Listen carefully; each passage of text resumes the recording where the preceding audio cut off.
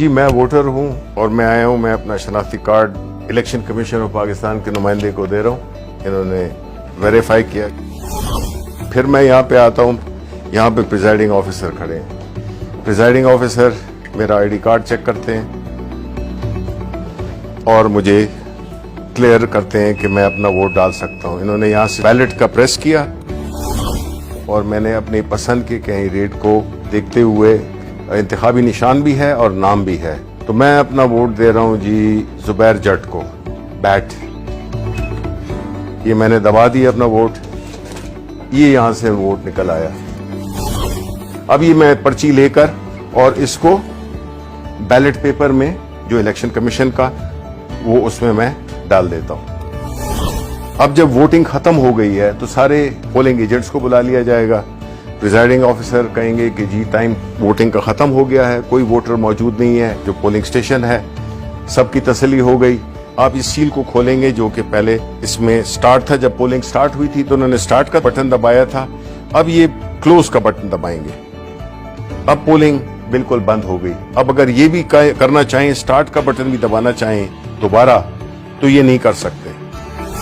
अब consolidated results चाहिए तो प्रिजाइडिंग ऑफिसर फिर आप दबाएं रिजल्ट्स। ये रिजल्ट्स में और ये आपकी उसी वक्त आपके पास पूरा जो भी कैंडिडेट्स थे, यहाँ पे चूंकि जुबैर जट को एक वोट पड़ा था तो सिर्फ उनके आगे एक वोट लिखा हुआ है, बाकी किसी का कोई वोट नहीं था। ये जो लिस्ट है इसमें प्रिजाइडिंग ऑफिसर साइन करेंगे और उसके बाद जो भी पोलिंग एजेंट्स हैं वो साइन करेंगे। हमने फिर एक एप्लीकेशन डेवलप की है जिसमें कि जो QR कोड है उसको जो प्रिजाइडिंग ऑफिसर है उसके पास उसकी एप्लीकेशन होगी, वो उसको स्कैन करेगा। अब किसी और आम फोन पे करें आप। अब ये है जो एप्लीकेशन के साथ है, वो जो ही किया है आपने देख लें कि वही रिजल्ट जो कि इसके हैं वही रिजल्ट आए हैं।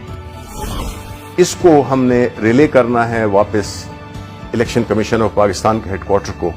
वो फिर एक टेक्नोलॉजी जिसको कि ब्लॉकचेन टेक्नोलॉजी कहते हैं, उसके इस्तेमाल से कुछ सेकंड में ये जो है तो रिले हो जाएगी और पहुंच जाएगी एक बहुत ही छोटी फाइल की सूरत में, किलोबाइट्स में मेरा ख्याल है, किलोबाइट्स में पहुंच जाएगी।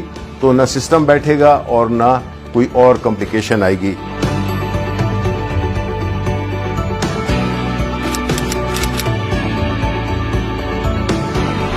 अगर कोई ये कोशिश भी करे कि वो उसी तरह का वोट पहले तो छपवा नहीं सकता, लेकिन अगर छपवा भी ले तो वो वोट इसलिए काउंट आउट होगा क्योंकि हर वोट के ऊपर एक बार कोड है। वो बार कोड जब आप स्कैन करते हैं तो वो आपको सिर्फ एक इंफॉर्मेशन देगा, सिर्फ ये बताएगा कि ये इस पोलिंग स्टेशन का बैलेट पेपर है। तो हमें जब पोस्ट ऑडिट इलेक्शन किसी को एतराज हो सकता है तो तब भी ये इंफॉर्मेशन के टाइम और जो पोलिंग स्टेशन है सिर्फ उसकी इंफॉर्मेशन होगी जो कि सबको दिखाई भी जा सकती है। ब्लॉकचेन टेक्नोलॉजी का जो बुनियादी कॉन्सेप्ट है वो यही है कि उसको चूंकि मल्टीपल उसकी लेजर्स होते हैं तो उसको कोई चेंज नहीं कर सकेगा, ऑल्टर नहीं कर सकेगा। तो इसलिए जो मसला था RTS का, जिसकी वजह से इसको इस पूरे अमल को एक बदनामी का सामना करना पड़ा, उसका हल भी हमने निकाल दिया है।